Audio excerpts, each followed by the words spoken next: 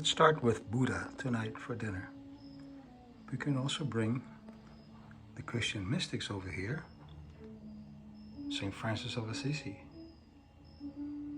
So this is a table for the men of God.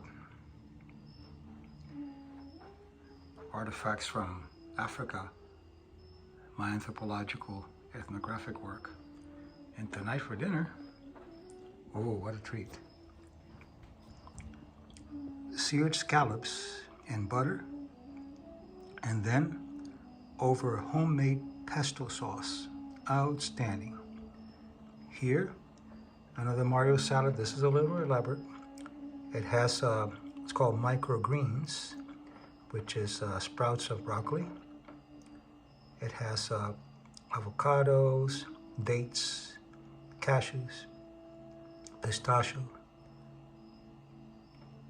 Then dressing is olive oil, white balsamic vinegar, oregano, thyme,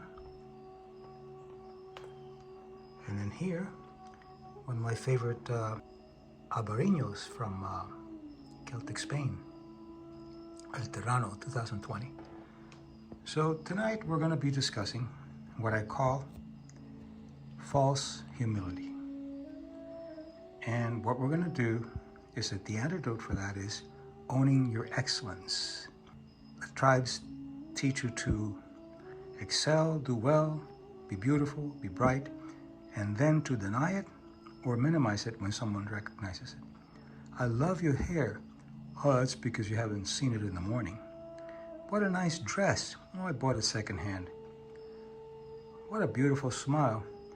You can thank my dentist for it. No owning. So it's either low self-esteem or intellectual dishonesty. Either one needs work. And the way that you do it is by owning your excellence. Someone says, I love your hair. Thank you very much. You're very bright. Thank you. The next level would be, thank you for noticing.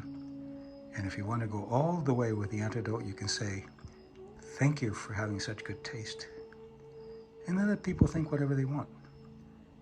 It's just dishonest if you minimize what you've worked hard for or the gift that you have of beauty or brilliance or whatever it is.